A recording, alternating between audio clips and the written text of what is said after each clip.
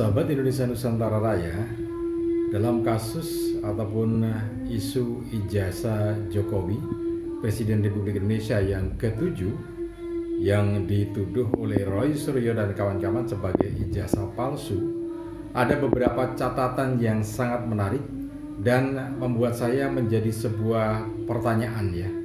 Tidakkah pernyataan dari Roy Suryo ini sebagai hal yang ambigu?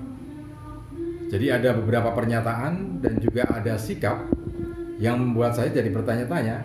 Ini sepertinya apa yang disampaikan oleh Roy Suryo ini tidakkah sebuah pernyataan atau tidakkah sebuah langkah yang ambigu gitu ya. Makanya video kali ini saya tulis dengan judul ambiguitas dari Roy Suryo dan kawan-kawannya, tanda tanya gitu ya. Jadi tidakkah sikap yang diambil itu sebagai satu sikap yang ambiguitas? Artinya apa yang dinyatakan ataupun apa yang diputuskan itu sebagai sesuatu yang ambigu gitu ya. Nah, kenapa saya sebut sebagai satu yang ambigu? Ya karena memang dari beberapa pernyataan dan beberapa kejadian itu menunjukkan satu sikap yang berlawanan. Nah, apa saja itu? Nanti akan kita lihat ya. Oke, untuk Anda yang baru saja bergabung, jangan lupa tekan tombol subscribe-nya terlebih dahulu. Kemudian tekan tombol loncengnya, supaya nanti kalau kita update terbaru berkaitan dengan informasi tentang perkembangan bangsa ini, Anda akan mendapatkan notifikasi yang pertama kali. Kemudian nanti Anda juga bisa komen dan juga like dan juga share video ini ke teman-teman Anda. Siapa tahu teman-teman Anda juga sama ya, sedang membutuhkan informasi-informasi yang terkait dengan apa yang terjadi saat ini di bangsa kita. Baik, yang pertama tentang ambiguitas sikap kemudian juga pernyataan Roy Suryo gitu ya.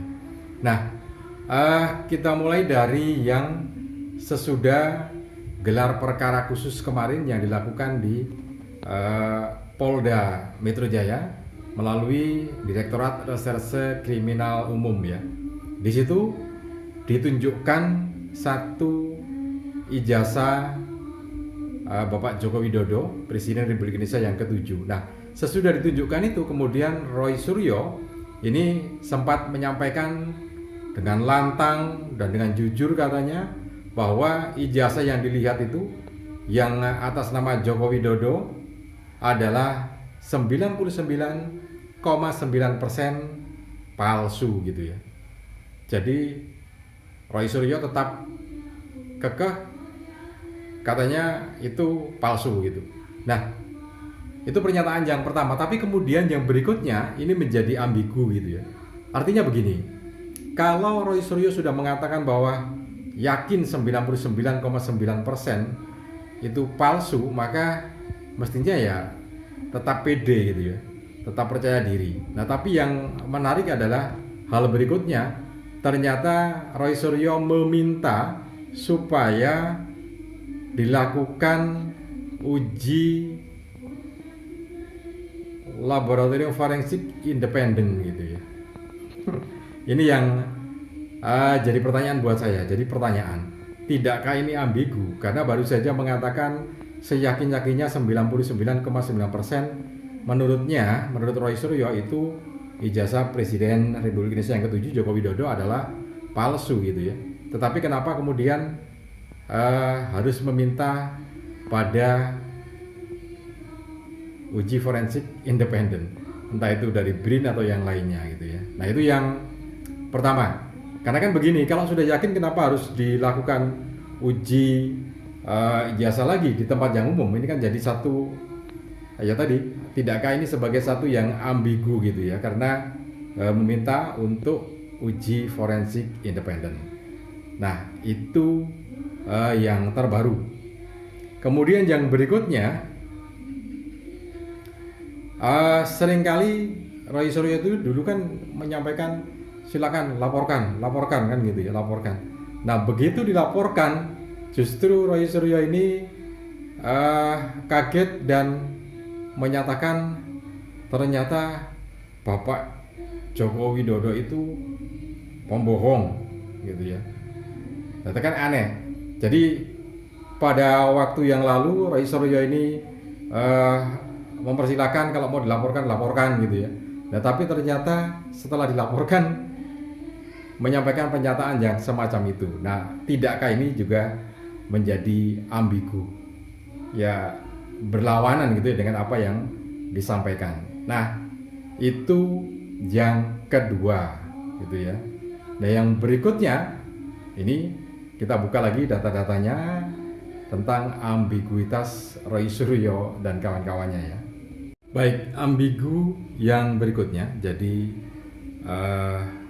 nanti Anda juga bisa berkomentar, tidakkah ini sebuah ambiguitas? Apakah Anda juga sama dengan saya ini sebagai hal yang ambigu atau tidak? Silakan Anda bisa meninggalkan komen di kolom komentar ya. Jadi yang berikutnya adalah Roy Suryo selama ini kan menyebut dirinya sebagai peneliti gitu ya, sebagai peneliti. Nah, tentu saja sebagai seorang peneliti percaya kita bahwa seorang peneliti akan mengetahui metode-metodenya, kemudian sampling dari bahan yang akan diteliti, tentu mereka juga mengetahui ya. Nah, tapi yang menarik dari sisi penelitian yang dilakukan oleh Roy Suryo ini tentang bahan ini yang jadi menarik, menjadi pertanyaan buat saya. Tidakkah ini ambigu sebagai seorang peneliti begitu ya? Kenapa begitu? Ya, karena sebagai seorang peneliti yang kredibel tentu saja sudah mengetahui kira-kira itu bahan apa saja yang bisa dijadikan sebagai penelitian ataupun data dan informasi yang tidak bisa dijadikan sebagai bahan penelitian. Jadi kan sampel itu kan nanti akan bisa dilihat ya, diteliti. Oh, ini yang tidak memenuhi syarat sebagai sampel dipinggirkan. Nah, ini yang memenuhi syarat sebagai sampel gitu kan ya. Nah, ini kan jadi menarik karena kalau kita lihat yang dijadikan bahan penelitian oleh Roy Suryo ini kan hasil upload di media sosial oleh Dian Sandi Utama itu ya. Itu kan bukan ijazah aslinya, bukan bukan analog aslinya, tetapi fotokopian atau hasil scan gitu ya, sudah digital gitu ya. Nah, ini kan tentu saja tidak bisa memenuhi syarat sebetulnya, karena dari situ saja sudah kelihatan itu bukan itu ada produknya, ada bahannya, fisiknya itu ada. Nah, sementara Roy Suryo tidak pernah melihat fisik ijazah Bapak Joko Widodo, Presiden Republik Indonesia yang ke-7. Dia hanya mengambil dari media sosial unggahan dari Dian Sandi Utama, itu pun fotokopian gitu ya. Nah, ini kan jadi menarik bahwa itu kemudian dianalisa tidak ada embossnya, tidak ada gambar Garudanya, kemudian lintasan merah juga tidak terlihat di fotonya, stempel itu. Nah, tapi itu berdasarkan dari hasil fotokopian yang kemudian diunggah dan diambil gitu ya. Nah, tentu seorang peneliti mestinya bisa melihat bahwa ini bukan bahan yang bagus untuk sebuah penelitian, artinya secara orisinalitasnya tidak memenuhi syarat gitu ya. Nah, ini yang lagi-lagi buat saya ini kok ambigu lagi gitu ya. Karena mestinya kalau dia seorang peneliti yang memang benar-benar kredibel, tentu tidak akan mengambil itu, karena sudah jelas itu digital. Jadi itu kan bukan yang aslinya. Mestinya kan yang aslinya yang dilihat, diteliti, kemudian dijadikan bahan acuan. Nah, ambiguitas yang berikutnya buat saya jadi bertanya-tanya, ini ambigu terus gitu ya. Nggak tahu kalau Anda merasakan hal yang sama, mungkin bisa tinggalkan di kolom komentar ya. Jadi begini, kalau memang dia seorang peneliti yang kredibel gitu ya, kemudian dia sudah menyatakan wah ini palsu berdasarkan bahan yang diambilnya yang bukan analog ya. Kalau dia memang benar-benar kredibel, tentu saja dia mestinya kalau kemudian salah ya dia harus bertanggung jawab sendiri gitu ya.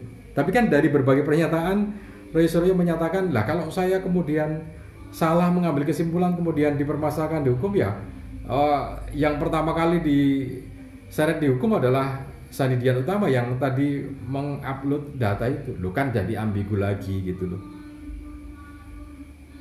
Kalau memang dia kredibel dan menyatakan palsu ya dia yang bertanggung jawab gitu ya, karena kan dia yang meneliti. Dan dia yang punya otoritas menentukan bahan penelitiannya itu benar-benar memenuhi syarat untuk diteliti apa tidak gitu ya. Sehingga kalau ada resiko-resiko lainnya ya mestinya itu diambil sendiri resikonya, bukan dilimpahkan ke orang lain. Nah, itu beberapa hal yang jadi ambiguitas. Karena itu ayo lebih berhati-hati, lebih kita sebagai netizen gitu ya, harus lebih berhati-hati lagi melihat informasi, kemudian menelaah informasi, jangan sampai kemudian kita ikut arus gitu ya. Karena ini sudah banyak sekali orang-orang yang ikut pola pikir semacam ini gitu ya. Jadi tidak pernah ketemu Bapak Jokowi, tidak pernah bersama Bapak Jokowi ketika masih muda gitu ya, tidak pernah melihat bertatap muka langsung dengan Pak Jokowi, tapi begitu melihat foto di media sosial, di ijazah, kemudian dibandingkan dengan foto yang lain, tiba-tiba mereka ini, orang para netizen ini mengatakan, wah ini fotonya kok tidak sama gitu ya, dengan waktu muda dengan yang lainnya, masa tua dengan ya tentu saja nggak sama. Orang masih muda sama orang sudah usia tua ya nggak akan sama gitu ya. Dan lebih konyol lagi, dari situ saja sudah nggak akan kelihatan bahwa orang foto masih muda dengan masih tua ya sudah berbeda gitu ya. Tapi lebih konyol lagi, orang-orang yang tidak pernah ketemu dengan Bapak Joko Widodo bertatap muka langsung, tidak pernah hidup bersama Bapak Joko Widodo seperti teman-teman mahasiswa yang lainnya yang waktu kuliah bersama Joko Widodo ini, netizen sudah berani mengatakan tidak sama loh. Ini kan pola pikir atau mindset yang dipakai oleh Roy Suryo gitu ya. Jadi ayo lebih cerdas lagi, ayo lebih hati-hati lagi dalam berkomentar, dalam mengambil sikap. Oke, ini yang jadi catatan kita tentang tidakkah sikap dan perilaku ataupun keputusan dan juga apa yang dinyatakan Roy Suryo ini sebagai satu hal yang ambiguitas. Menurut saya itu juga pertanyaan buat saya gitu ya. Nah, Anda yang juga sepaham dengan saya bisa tinggalkan di kolom komentar.